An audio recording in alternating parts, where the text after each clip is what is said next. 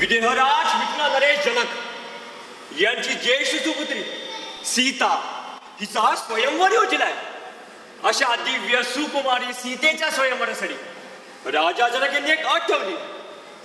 ती म्हणजे जो कोणी हे शिवधनुष्य उचलेल तोच बनेल सीतापती. हे शिवधनुष्य साक्षात सदा शिवांचे धनुष्य. अनेक शूरवीर दानव यक्षगंधर्व मोठे मोठे रथी महारथी राजे महाराजे आले, पण कोणाकडून हे धनुष्य साधे हल्ले सुद्धा नाही. हे शिवधनुष्य उचलण्यासाठी येत आहेत दशदनंदन तारका सौहार्द राजकुमार राम.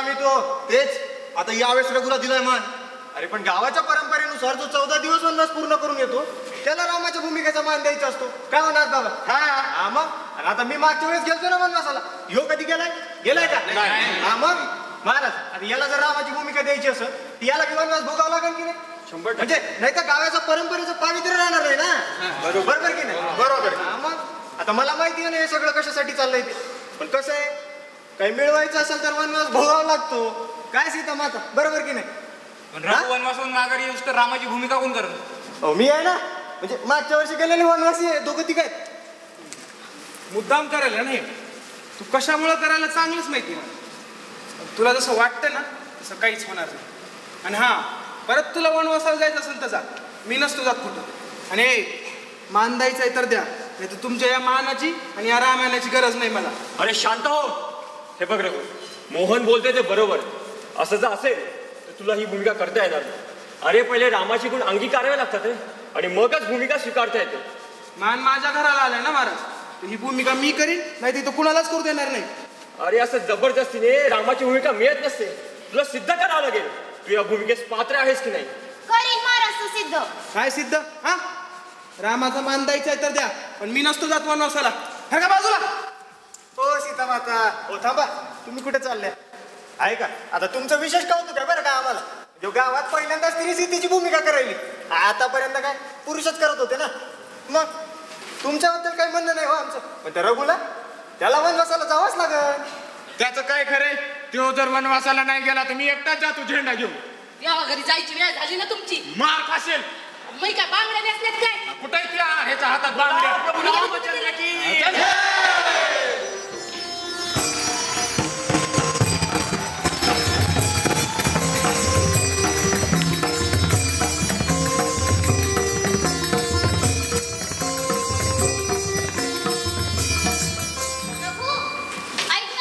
काय मला नाही ऐकायचं. अरे ऐक ना. नाही नाही. थांब ना. काय तू हा, काय ऐकायचं तुझं? तुझं नाहीच ऐकलं म्हणून तर ती रामाची भूमिका करायला तयार झालो होतो ना मी. आणि आता तुम्ही काय काढले वनवासाचं मध्येच, आणि ते बी त्या मोहनाच्या सांगण्यावर. अरे असं नको ना करू. बघ आता माझ्या घरचे बी नाही म्हणत होते, पण तू राम झालास म्हणून तयार झाले नाटकात काम करायला. आता मी नाही करत ना, मग तू पण नको करू. अरे राम व्हायचं तर जावं लागेल ना तुला वनवासाला. असं का? मग रामासंग सीता बी गेली होती वनवासाला. चल मग तू पण. हा, मी असं नसलं तुझ्यासोबत. बरं माझं जाऊ दे, पण तुझ्या आईसाठी तरी जा. आईसाठी? तुला काय खरंच पाठवायचं काय वनवासाला? हा मग. अरे किती गोड दिसत होता तू रामाच्या भूमिकेत. तेच तर म्हणते मी. बघ आता गावातले सगळे किती वाईट साईड बोलायचे तुला आधी, पण राम बनल्यापासून कसे कौतुक करीत होते सगळे. काय काम असतं असलं कौतुक? बरं कौतुकासाठी नको जाऊ, पण आपल्या परंपरेसाठी तरी जा. आणि तुझ्या बापाची पण लई इच्छा होती तू वनवासाला जावं, राम बनावं. जाय ना त्यांच्या इच्छे खातर. त्यांची इच्छा होती, माझी नाही. आणि कुठल्याही आपल्या पोराला वनवासाला पाठवती. काही होते ना. कौशल्य जरी आई असली तरी काही पण आईच मानायचा ना राम. आणि तिच्या शब्दाखातर गेला ना वनवासाला. राजा होणार होता तो, त्याग केला त्यानं पदाचा. तुला तर फक्त रामच बनायचंय वनवासाला जाऊन. मला नाही व्हायचं राम. मग काय रावण व्हायचंय? हा, रावणासारखं वागायचं मला. रघु रघु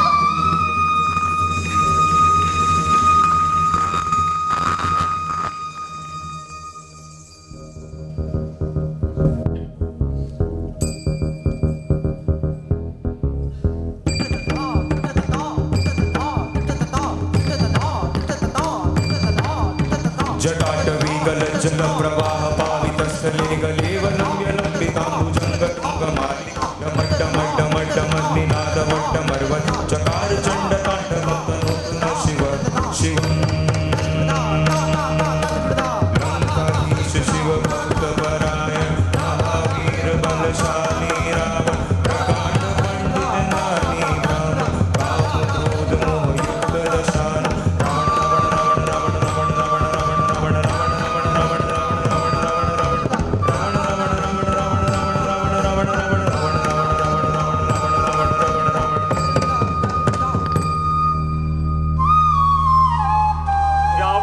बलशाली असला तरी रामाच्या शालीनतेपुढे त्याचं काही निभाव लागणार नव्हतं. राम नामातच खूप ताकद आहे. तर बोला राम राम राम राम राम राम राम.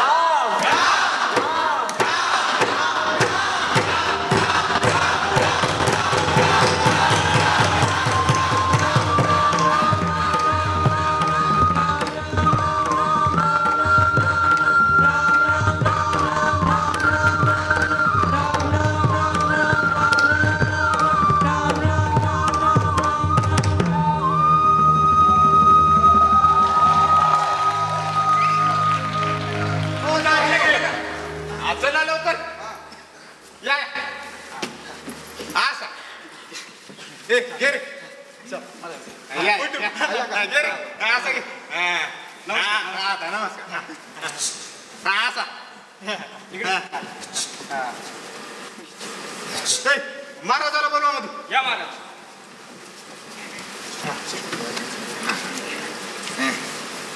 काढ रे. आणखी एक. ए, इथं मी पण अजून एक काढ. अजून ए, सर बाजूला, मी दिसत नाही. बस झाला आता, आल्यावर फोटो काढू. आणि हो, जसे राम 14 वर्ष वनवासाला गेले होते तसे 14 दिवसाचा वनवास तुमचा सफळ राहा. थांबा थांबा महाराज, माझा रघु पण येणार आहे. वा वा वा वा, उत्तमच. पण महाराज, परत आल्यावर त्याला त्याचा मान भेटेल ना? जर तू हा वनवास नियमासहित पूर्ण केलास तर तुला तुझा मान परत मिळवून देण्याची जबाबदारी माझी आहे. अहो पण वनवास तर पूर्ण उद्यावं लागेल ना आधी. वनवासाला जाऊन कोणी राम होत असते वय. ते तर वेळच ठरवेल. कसा होत नाही ते बघ तू. अहो पण याला आपल्यासारखे कपडे नाही ना शिवले. मी नसतो घालत असलं काही.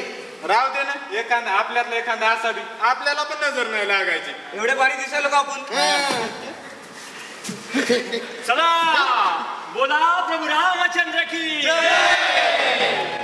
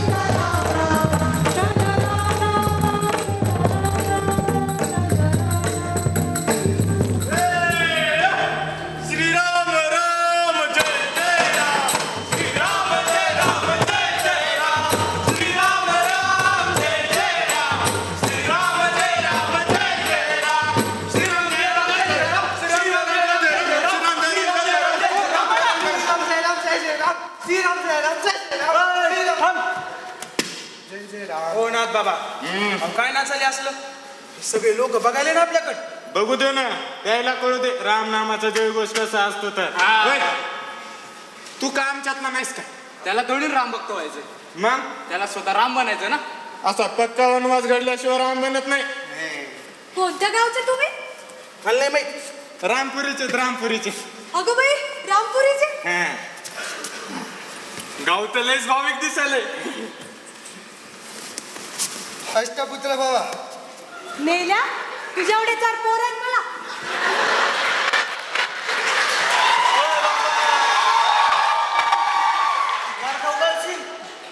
एकापेक्षा एक नमुने. अरे जरा वनवासासारखं बघा. पुढं गाव आले, आता नीट नाचायचं. कसं? असं श्रीराम राम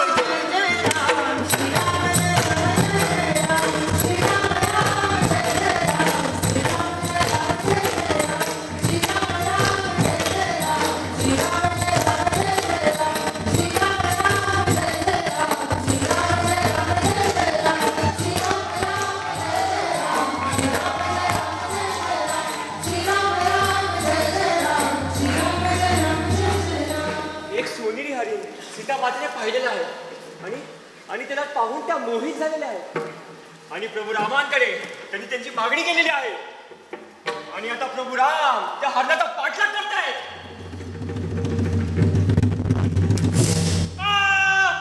लक्ष्मणा वाचव. नंतर त्यांना कळतं हे कोणी हरिण नसून एक मायावी राक्षस मारीचे.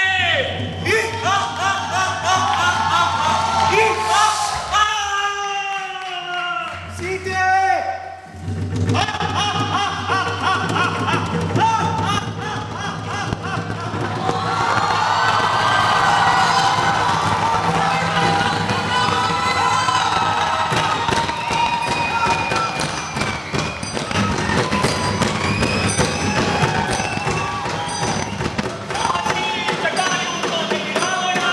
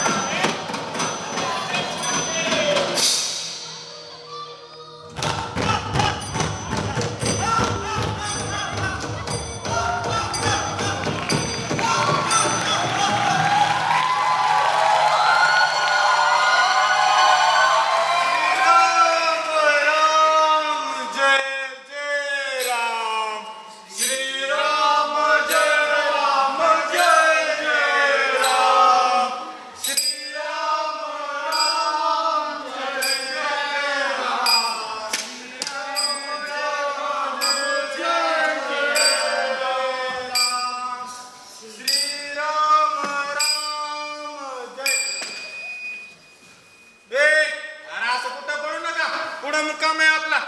पुढे पुढे म्हणत दिवसभर चालू तुम्ही.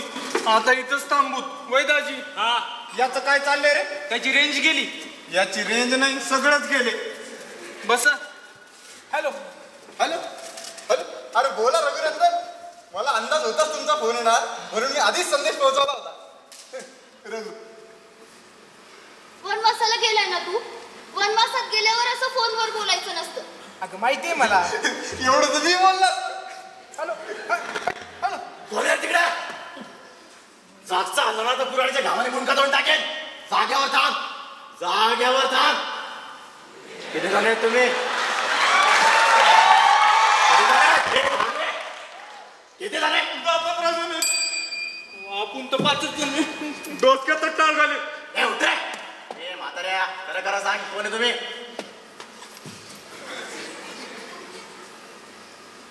बाबू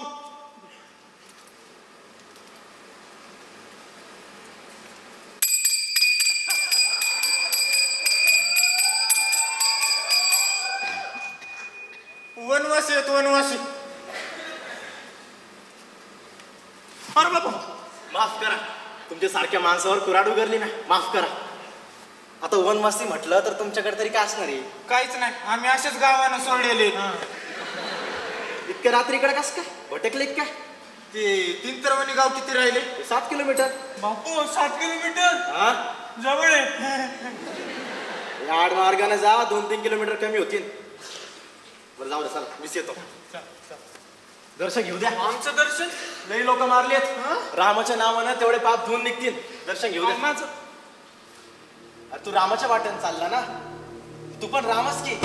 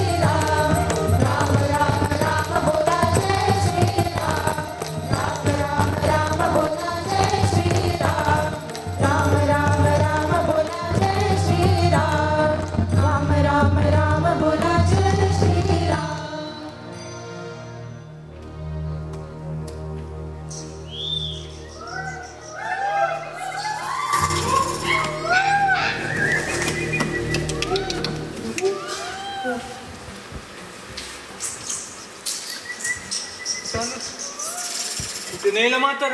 मला काय माहिती. विचारा तुम्हीच. मी नाही विचारत.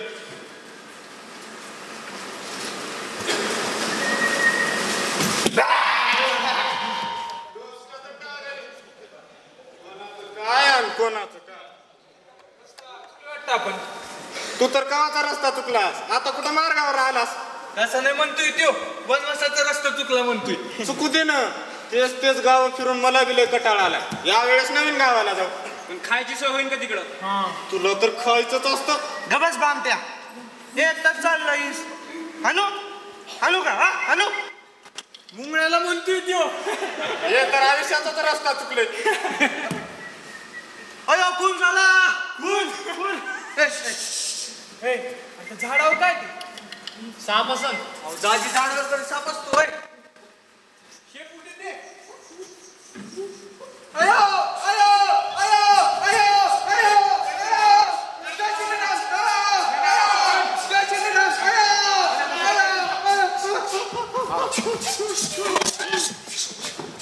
मारू नको. तिकडं बघ. त्याची संख्या बघ आणि आपली संख्या बघ. त्याला ठरवलं ना आपल्या अंगावर कपडे नाही ठेवायचे. ते त्याच्यातून आपल्याला काय फरक राहील? मग काय करू? अरे जरा रामासारखं वाग. रामाने यांना मित्र बनवलं. यांच्यावर प्रेम केलं. प्राण्यांना आपलं करणारा राजा होता राम. यांचं पण राज्य होतं किष्किंधा नावाचं. आणि त्या राजाचा एक सेनापती होता. त्याचा आज गावागावात मंदिर आहे.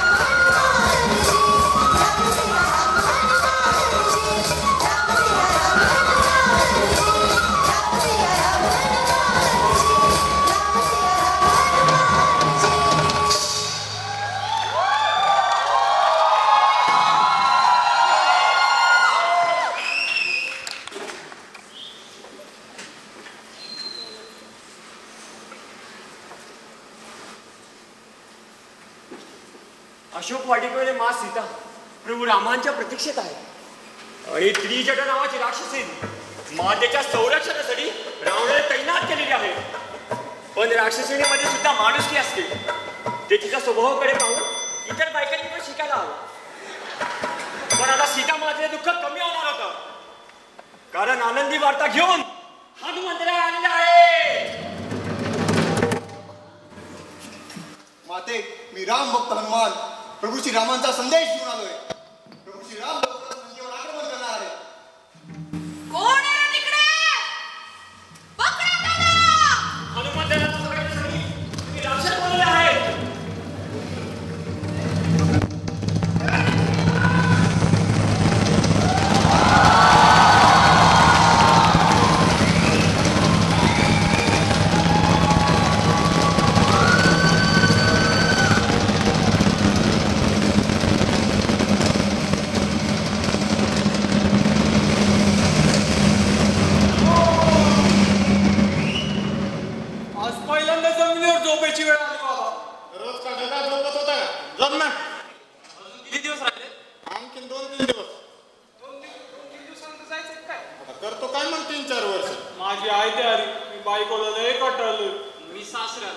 असे पण तुम्ही काय कामात नाही.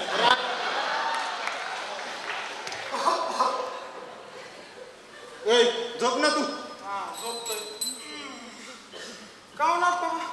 तुमचा राम एवढा मोठा राजकुमार होता, तरी बी असा रागावला झोपत होता.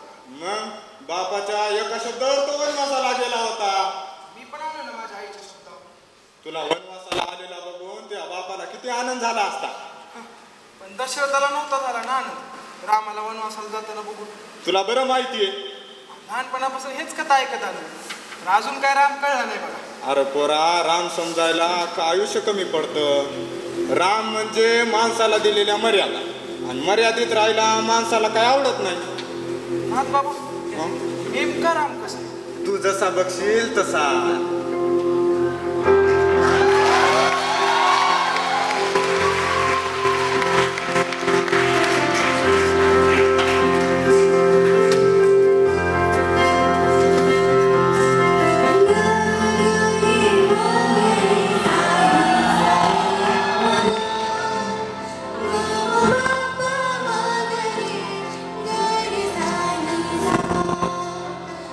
Baba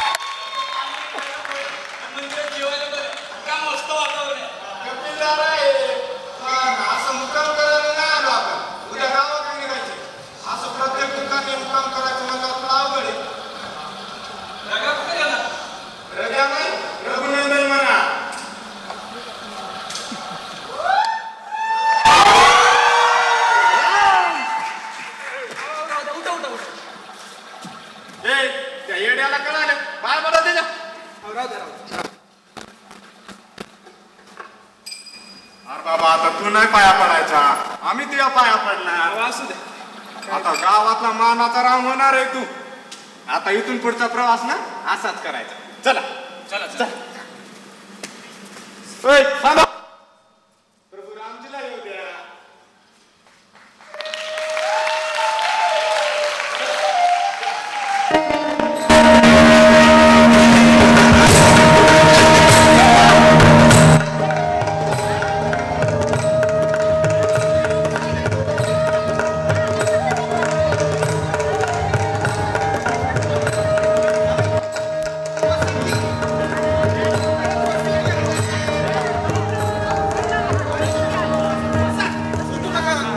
बसा. बघ तुम्ही बसा. आयो आले. उठा उठा आले. बोला प्रभू रामचंद्र की. दुसरंच कोणतरी होत. बसा. आले. बोला बसा खाली. गच पण ढवळ्या दुपारपासून बसला नाही तर.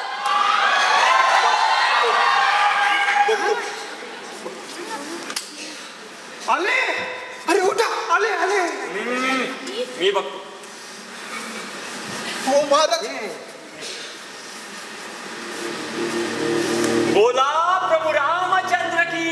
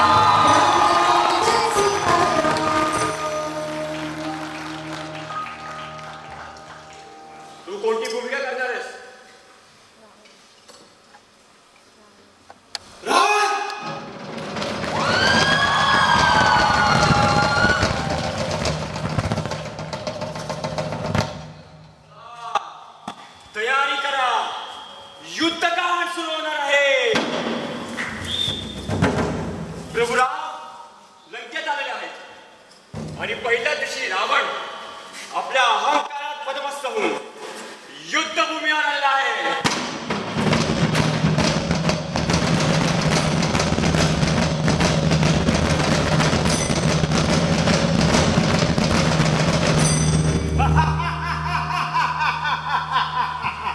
तुला वाटले आपण पहिल्याच दिवशी प्रभू रामांना पराभूत करू, पण त्याला काय माहित होतं पुढे काय होणार आहे. इकडे प्रभू राम फक्त एकटेच बदलाटे नव्हते, त्यांच्या वानर सैन्यात एकापेक्षा एक महापराक्रमी वानरवीर होते.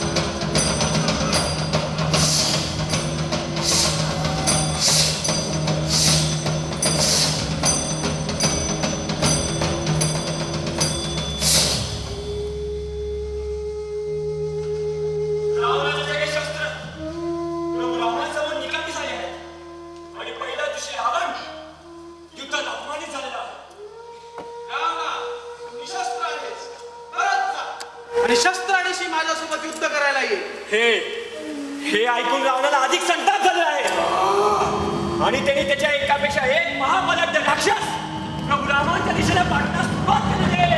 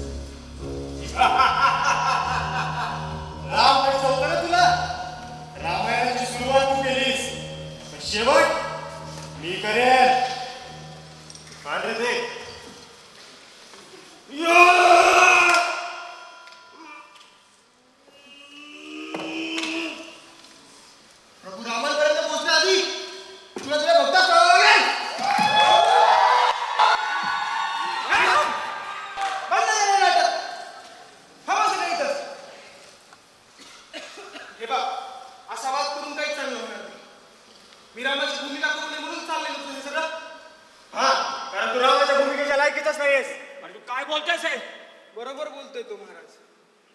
मी या भूमिकेस पात्रच नाही आणि नसणार पण. कारण प्रभू राम ही भूमिका एक विचार जो माणसाला माणूस म्हणून वागायला शिकतो. तसं राम समजायला वेळ आहे अजून मला. पण याच्या पुढं मानाचा राम नको, मनाचा करा, मनाचा. त्यांना सांगा की भूमिका फक्त भूमिका नाही, ही जबाबदारी आहे आदर्श रामाची, तिच्या पिढीपर्यंत घेऊन जाण्याची. मला राम किती कळला हे मला माहित नाही, पण जेव्हा वनवासाला गेलो ना तेव्हा कळलं की रामाच्या संघर्षापुढे आपलं जगणं काहीच नाही. आई वडिलांविषयी, भावाभावाविषयी, परस्त्रीविषयी कसं वागावं हे शिकवणाऱ्या रामाची आजही आपण मर्यादा पाळतो. पण रामाचं वैराग्य, त्याग, समर्पण अशा भावना जोपर्यंत आपल्यात येत नाहीत ना तोपर्यंत आपल्या रामनाम घेण्याला काहीच अर्थ नाही. थांब रघु, इथे सगळ्यांना राम व्हायचं पण वागायचं आहे रावणासाठी. आणि तू अहंकार म्हणजे रावण आणि तो प्रत्येकात असतो. रावण संपला की राम उरतो. तुमच्यात जर राम असेल तर उत्तमच, पण जर रावण असेल